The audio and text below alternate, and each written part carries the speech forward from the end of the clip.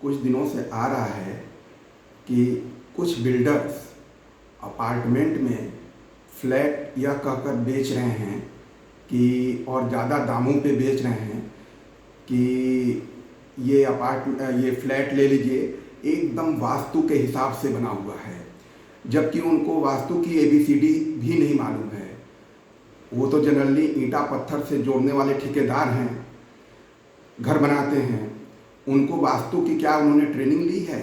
वास्तु का कोई नॉलेज है कि ग्राहकों को गुमराह करके बेचा जाता है कि वास्तु केवल क्या दिखा देते हैं कि आग्नेय साउथ ईस्ट में किचन है, ईशान्य कोण नॉर्थ ईस्ट में पूजा घर है, साउथ वेस्ट में बेडरूम है, उससे अटैच टॉयलेट है, जिसकी सुगंध पूरे बेडरूम में टॉयलेट की फैलती रहे, इसको वो वास्तु बताते हैं। उनको वास्तु का तो ABCD का भी ज्ञान नहीं है। वो तो ठीक है, अपना ईंटा पत्थर जुड़वा के अपार्टमेंट खड़ा कर रहे हैं, बस उतने ही तक उनको ज्ञान है। उनको ये ग्राहकों को भी फ्लैट लेने के पहले, उनसे गुमराह होने से पहले, रजिस्ट्री कराने से पहले, उनको पैसा देने के पहले इतना उनको किसी अच्छे कंसल्टेंट से या राय लेनी चाहिए कि एक्चुअली ये वास्तु के हिसाब से है क्या। केवल किचन आपने आग्नेय में कह दिया बिल्डर ने, नॉर्थ ईस्ट में कह दिया कि पूजा घर है, और साउथ वेस्ट में कह दिया बेडरूम में, ये वास्तु हो गई है। उनको तो जीरो ABCD भी कुछ नहीं पता है।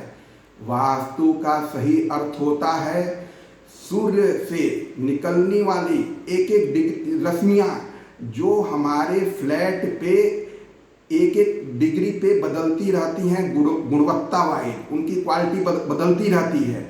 तो क्या वो हमारे फ्लैट के अंदर आ रही है? क्या जो अर्थ का ग्रेविटेशनल फोर्स होता है वो वहाँ पे सही है? क्या मैग्नेटिक एनोमली अर्थ की जो है वो उस फ्लैट में सही है? अगर तीनों सूर्य की रश्मियाँ जहाँ भी पड़ती हैं पृथ्वी पे, फ्लैट पे, भवन पे, एक एक इंच पे, एक एक डिग्री पे उनकी क्वालिटी बदलती रहती है, तो उस सूर्य की किरणें जो हमारे लिए फायदेमंद है वो आ रही हैं, या कि जो नुकसानदायक इंफ्रारेड हैं, एक्सरेज हैं, वो आ रही हैं, या सूर्य की किरणें बिल्कुल आ ही नहीं रही हैं और आप आग्नेय में बना के कह देते हो कि आग्नेय में किचन बना के दे देते हो फ्लैट होल्डर को कि ये वास्तु के हिसाब से फ्लैट है, इसलिए मेरी कीमत इतनी है।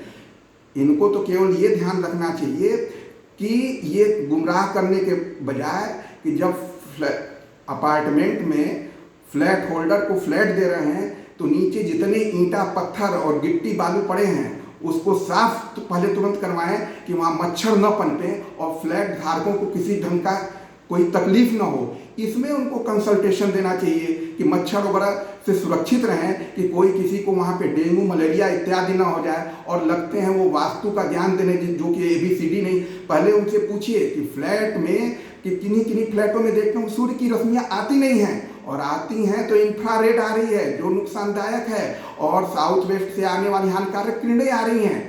तो उनको ये सब कुछ मालूम ही नहीं है और गुमराह करके वो देते हैं।